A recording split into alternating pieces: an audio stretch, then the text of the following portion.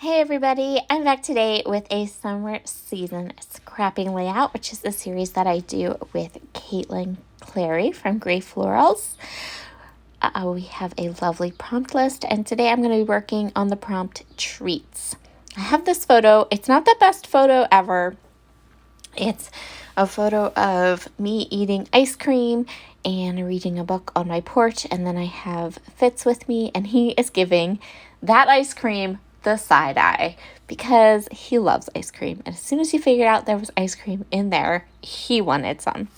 It's a super cute photo. It's not the best photo ever, but I wanted to play with it, and I want to play with all the ice cream in the Simple Stories Retro Summer Collection. So that's what we're going to do today. I decided that I am going to go for it. I'm going to use loads of these pattern papers and really create a fun layered layout today.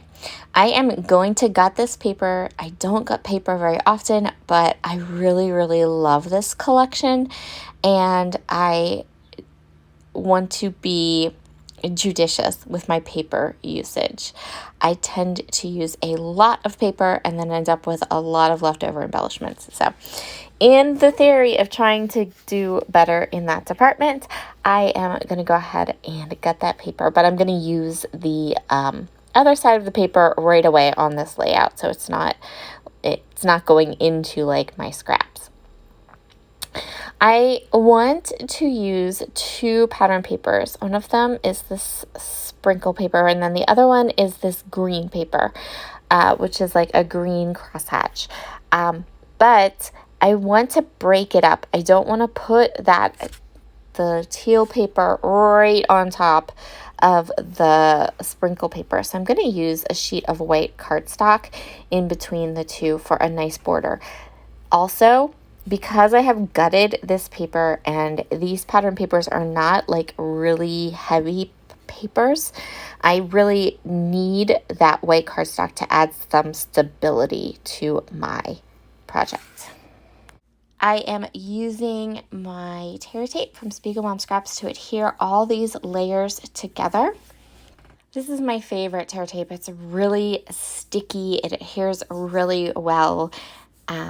Sometimes it adheres a little bit too well, but I make it work. You just have to be really careful. I find that if I stand up, I can get my papers really nice and straight and even on all the sides.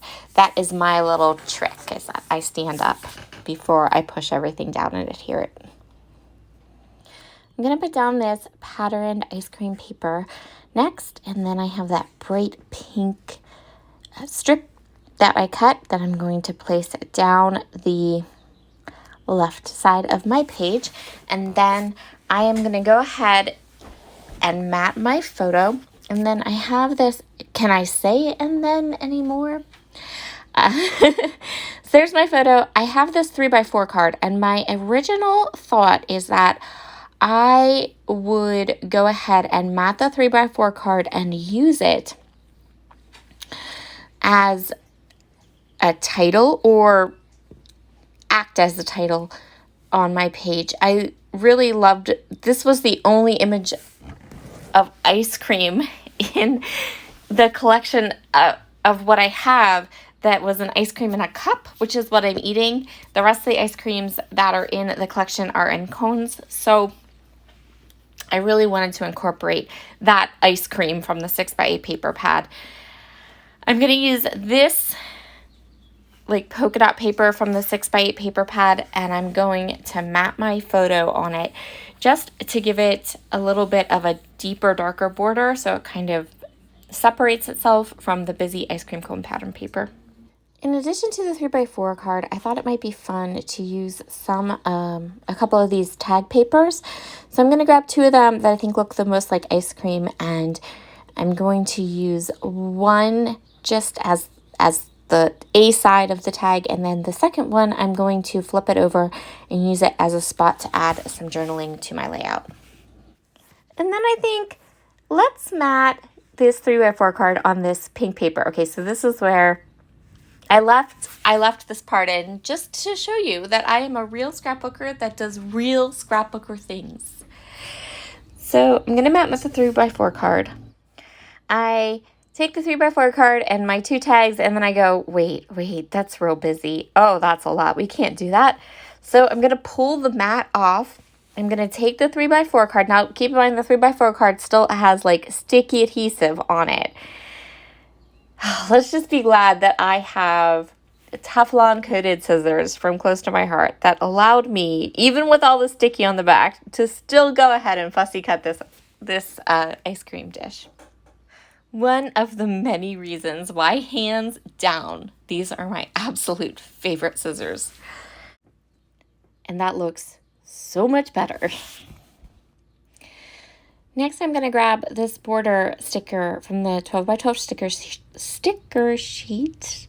I'm going to just run it down the edge just for a little bit more color. And I was looking at all of the dark, like the dark chocolate elements that were in the patterns, and I felt like we just needed a little bit more, like to repeat some of those colors again.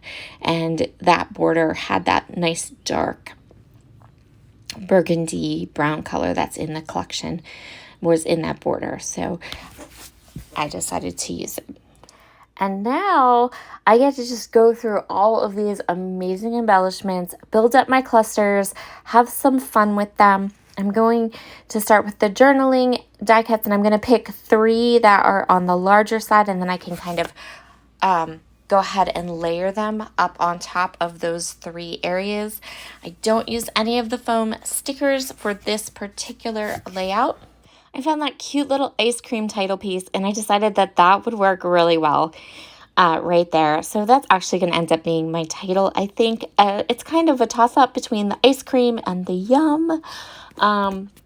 Either would work. I kind of feel like both of those represent the story I want to tell about how much my little guy loves his ice cream.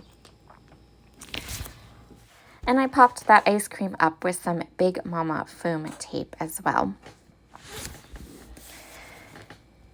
Next, I want to go ahead and add some little accents to each of these clusters, and I'm going to do that with the phrase stickers.